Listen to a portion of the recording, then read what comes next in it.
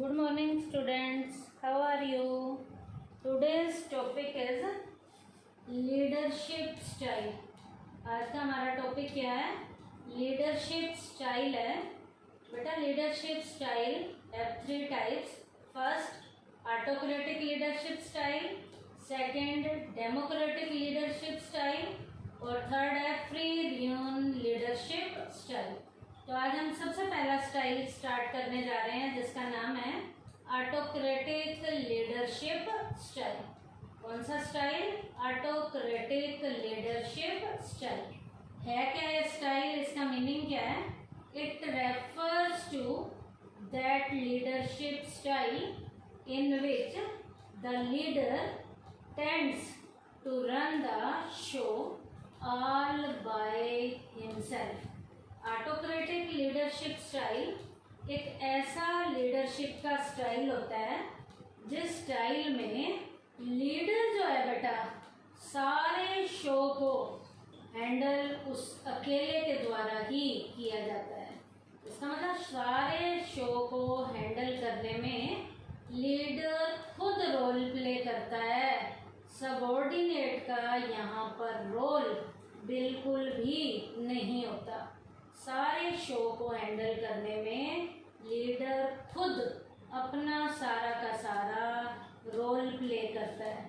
इसका मतलब सारे शो को चलाने में लीडर का रोल होता है, उसके सबऑर्डिनेट का कोई भी रोल नहीं होता.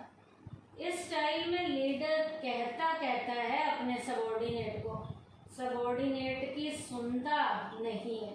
उस डायग्राम में भी देखिए बेटा, एल नाम का एक लीडर जो सबसे ऊपर है उसके सबऑर्डिनेट कौन है? ए भी है, बी भी है, सी, डी और ई. एल लीडर के नीचे 5 सबऑर्डिनेट्स हैं. एल जो है सभी सबऑर्डिनेट्स को ऑर्डर दे रहा है. एरो जो है एल से ए की तरफ भी आ रहा है, बी की तरफ भी, सी, डी और ई की तरफ आ रहा है. ए बी सी डी का एरो एल की तरफ नहीं जा रहा. इसका मतलब इस सारे शो में लीडर के द्वारा ही इस सारे शो को हैंडल किया जाता है, शो को चलाया जाता है. लीडर का सारा रोल होता है इसमें. सबऑर्डिनेट का इस शो में कोई भी रोल नहीं होता. This style is also known as leader centred style. इस स्टाइल को लीडर सेंटर्ड स्टाइल का नाम भी दिया जाता है. Under this style, the leader keeps all the authority centered in his hands and the employees have to perform the work exactly as per his order. इस style में सारी की सारी पावर लीडर के हाथ में होती है. लीडर अपने सबऑर्डिनेट को कहता है और सबऑर्डिनेट लीडर के कहे अनुसार यहाँ पर क्या करते हैं? काम करते हैं. If any employee is careless in his work performance he is punished. यहाँ पर कोई भी एम्प्लॉय यदि बढ़िया तरीके से काम नहीं करता तो लीडर टाइमली उसे क्या करता है? पनिश करता है. Leader does not decentralise his authority for the fear of losing his importance. अपनी इम्पोर्टेंस को खो जाने के डर से लीडर यहाँ पर अपनी अथॉरिटी कभी भी अपने सबऑर्डिनेट के बीच में डिस्ट्रीब्यूट नहीं करता. तो ये स्टाइल कौन सा स्टाइल है? Autocratic leadership style. इस स्टाइल की फीचर्स क्या क्या हैं? पहली फीचर है इसकी सेंट्रलाइज्ड अथॉरिटी. पहली फीचर क्या है? Centralised authority. अथॉरिटी यहाँ पर लीडर के हाथ में होती है. लीडर अपनी अथॉरिटी को कभी भी अपने सबऑर्डिनेट को नहीं देता. In this style a manager is not prepared to give his authority and responsibility with others. यहाँ पर लीडर अपनी अथॉरिटी और रिस्पॉन्सिबिलिटी को अपने ही हाथ में रखता है. अपनी अथॉरिटी और अपनी रिस्पॉन्सिबिलिटी किसी दूसरे को नहीं देता. Consequently, all the authority of the work performance remains centralized. सारी की सारी अथॉरिटी, सारी की सारी रिस्पॉन्सिबिलिटी किसके हाथ में होती है? लीडर की मुट्ठी में, लीडर के हाथ में होती है। तो इस स्टाइल की पहली फीचर क्या है? Centralised authority. Second, single man decision. यहाँ पर डिसीजन सारे के सारे एक अकेले व्यक्ति के द्वारा लिए जाते हैं। In this style of leadership the manager himself takes all the decision. इस स्टाइल में सारे के सारे डिसीजन मैनेजर के द्वारा खुद लिए जाते हैं। इस स्टाइल में सारे के सारे डिसीजन मैनेजर के द्वारा खुद लिए जाते हैं। He takes it for granted that he does not need any other individual। इस स्टाइल में लीडर क्या कहता है कि मुझे किसी भी दूसरे इंडिविजुअल की ज़रूरत नहीं है। क्यों? क्योंकि सारे के सारे डिसीजन उस अकेले मैनेजर के द्वारा लिए जाते हैं। उसके बाद है wrong belief regarding employees. Employee के रिगार्डिंग उसके दिमाग में, एम्प्लॉय के रिगार्डिंग उसके दिमाग में गलत विश्वास होता है। The managers is a victim of thinking that employee do not work when motivated by love and the required hard control. Employee के दिमाग की यहाँ पर मैनेजर के अंदर छवि गलत है। यहाँ पर मैनेजर क्या सोचता है कि यदि एम्प्लॉय को प्यार से कोई काम कहा जाए तो वो एम्प्लॉय प्यार का नाजायज फ़ायदा उठाता है। तो यहाँ पर उसके मन में क्या होता है कि एम्प्लॉय को प्यार से नहीं कहना, एम्प्लॉय को तो हार्ड स्ट्रिक्ट वाले कंट्रोल के अंदर रखा जाना चाहिए। अब वो क्या कहता है? हार्ड कंट्रोल के अंदर रखा जाना चाहिए। तो impelled by this thought manager take the help of the centralised leadership style, जिसके कारण वो सारी की सारी पावर मैनेजर अपनी मुट्ठी में रखता है। वो अपनी पावर कभी भी अपने सबॉर्डिनेट को नहीं देता। वो उन्हें कहता है, उनकी सुनता नहीं है। यहाँ पर मैनेजर के दिमाग में एम्प्लॉय के प्रति जो छवि है वो गलत होती है। क्या? यहाँ पर मैनेजर सोचता है कि एम्प्लॉय प्यार से काम नहीं करते, इसलिए उनके ऊपर सख्त वाला क्या रखा जाना चाहिए? कंट्रोल रखा जाना चाहिए। नेक्स्ट है ओनली डाउनवर्ड कम्युनिकेशन। यहाँ पर कम्युनिकेशन का स्लोप कौन सा होता है? ओनली डाउनवर्ड होता है। The thinking and suggestions of the employees are meaningless in this style of leadership. इस स्टाइल में एम्प्लॉय की थिंकिंग की, एम्प्लॉय के सजेशन की किसी भी तरीके की कोई भी ज़रूरत नहीं होती। यहाँ पर मैनेजर कहता है, एम्प्लॉय के सजेशन, एम्प्लॉय के विचारों को सुनता नहीं है। तो इसका मतलब कम्युनिकेशन यहाँ पर हमेशा कैसा चलता है? डाउनवर्ड चलता है। Therefore, the communication is only downward, which means that managers only tell them their ideas, but do not listen to employees' ideas। यहाँ पर मैनेजर अपने आइडिया अपने सबॉर्डिनेट को कहता है, सबॉर्डिनेट के विचारों को वो कभी भी सुनता नहीं है। मैनेजर कहता है, सबॉर्डिनेट की सुनता नहीं है।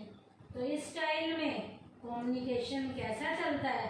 Only downward communication.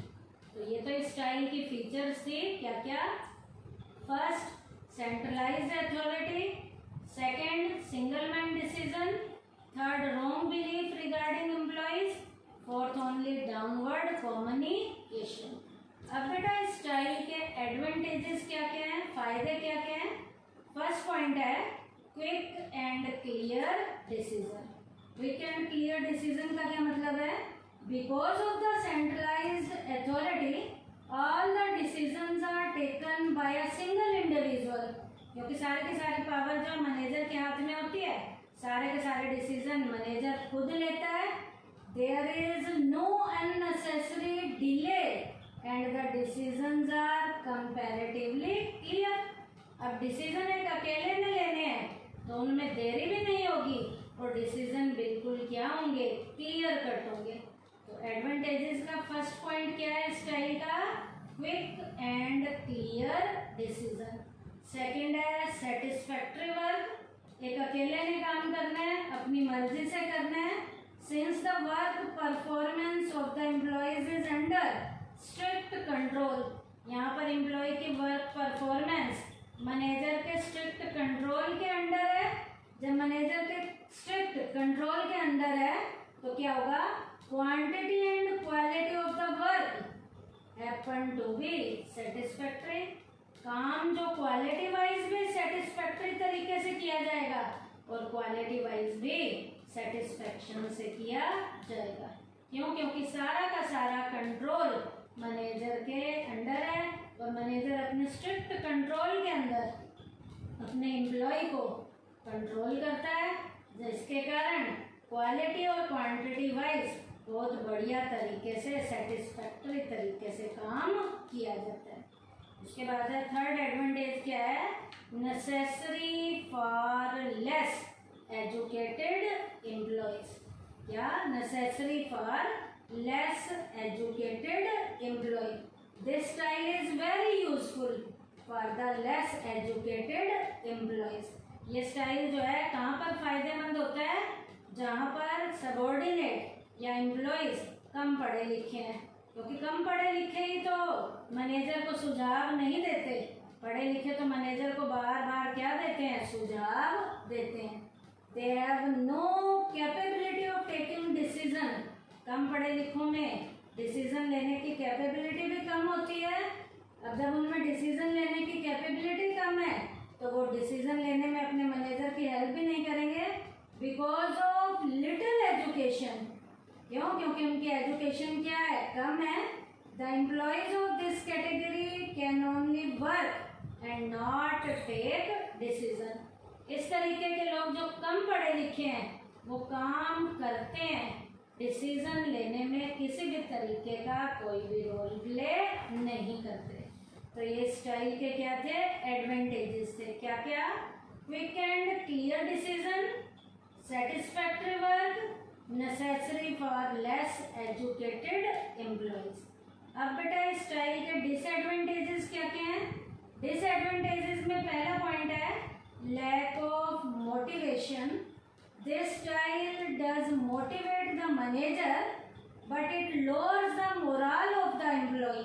ये स्टाइल बेटा मैनेजर के तो मोटिवेशन को बढ़ाता है, लेकिन एम्प्लॉय के मोटिवेशन को क्या करता है, कम करता है। क्यों? क्योंकि सारा काम मैनेजर के द्वारा किया जाता है, डिसीजन मैनेजर लेता है, एम्प्लॉय किसी भी तरीके से डिसीजन लेने में रोल प्ले नहीं करता।